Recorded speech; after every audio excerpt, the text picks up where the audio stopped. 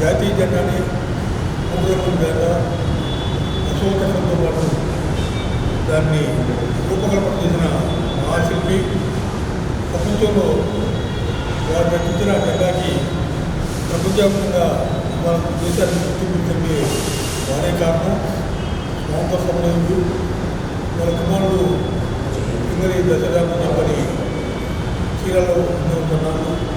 వారి మీద ఎంతో వ్యాపారానికి మనం జరిగింది. వారి సతీమణి గారికి మేము యువజన కాంగ్రెస్గా ఉన్నప్పుడు నర్సాపేటలో సన్మానం చేసి ఒక 25,000 రూపాయలు వారి ఖర్చు నిమిత్తం అందుకుని ఇవ్వడం జరిగింది.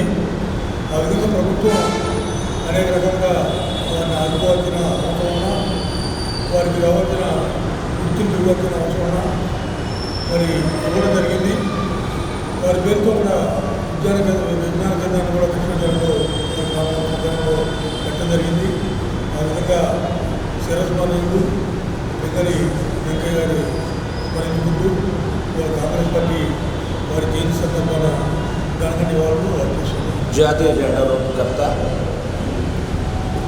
కాంగ్రెస్ పార్టీలో క్రియాశీలకంగా పనిచేసి మహాత్మా గాంధీ గారి అనుచరుడిగా కూడా ఉంటూ నమ్మకంగా పనిచేసినటువంటి మహనీయులు పింగళి వెంకయ్య గారి జయంతి సందర్భంగా మనం నివాళులు అధ్యక్షులు మనందరూ కూడా ఆశీర్వాదకరం.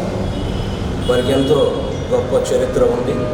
నిస్వార్థమైనటువంటి సర్వీస్ చేసినటువంటి పాత తరం నాయకుల్లో మరొకరు. 1876వ సంవత్సరంలో బట్ల పేనుమర్రు అనేటటువంటి గ్రామం మచిలీపట్నం దగ్గర జన్మించారు. జీవించినంతకాలం కూడా భారతదేశం యొక్క ఔన్నత్యాన్ని చాటుతూనే ఉన్నటువంటి వ్యక్తి.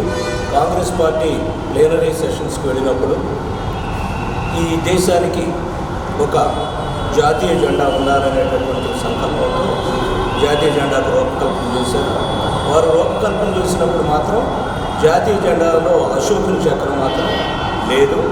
తర్వాత మనకు స్వాతంత్రం వచ్చిన తర్వాత ఈ అశోక చక్రం అనేటటువంటి దాన్ని ఇంట్రడ్యూస్ చేయడానికి అప్పుడు మొట్టమొదటి న్యాయశాఖ మంత్రి డాక్టర్ బిఆర్ అంబేద్కర్ గారు మరి అశోకుని యొక్క సిద్ధాంతాన్ని బౌద్ధ ధర్మాన్ని కూడా నమ్మినటువంటి మరి డాక్టర్ బిఆర్ అంబేద్కర్ గారి సూచన మేరకు అశోకుని చక్రాన్ని కూడా జాతీయ జెండాకి ఇచ్చేసి అప్పటి నుంచి మనం భారత జాతీయ జెండాగా ఈ జెండాను మనం ఉపయోగించుకుంటూ ఉన్నాం. ఆ జెండా కట్టుబడే కాంగ్రెస్ పార్టీ కూడా పరిపాలన చేస్తుంది. నరేంద్ర మోడీ గారు లాంటి వాడు జాతీయ జెండాను ఇళ్ల మీద కట్టుకొని చెప్తున్నప్పటికీ ఈ యొక్క మహనీయుల యొక్క చరిత్రను దృష్టిలో పెట్టుకోకుండా దేశంలో మరి అశాంతి రేకెత్తుతున్నటువంటి శక్తుల పట్ల మనం అప్రమత్తంగా ఉండి ఈ మహనీయుల యొక్క స్ఫూర్తితో కాంగ్రెస్ పార్టీ సేవా కార్యక్రమంతో చేస్తున్నటువంటిది, సేవ దృక్పథంతో పనిచేస్తున్నటువంటి కాంగ్రెస్ పార్టీకి బదులుమై మన మహనీయుల యొక్క చరిత్రను ప్రేరణగా తీసుకొని ముందుకు వెళ్ళాలని కోరుకుంటున్నాను. Thank you.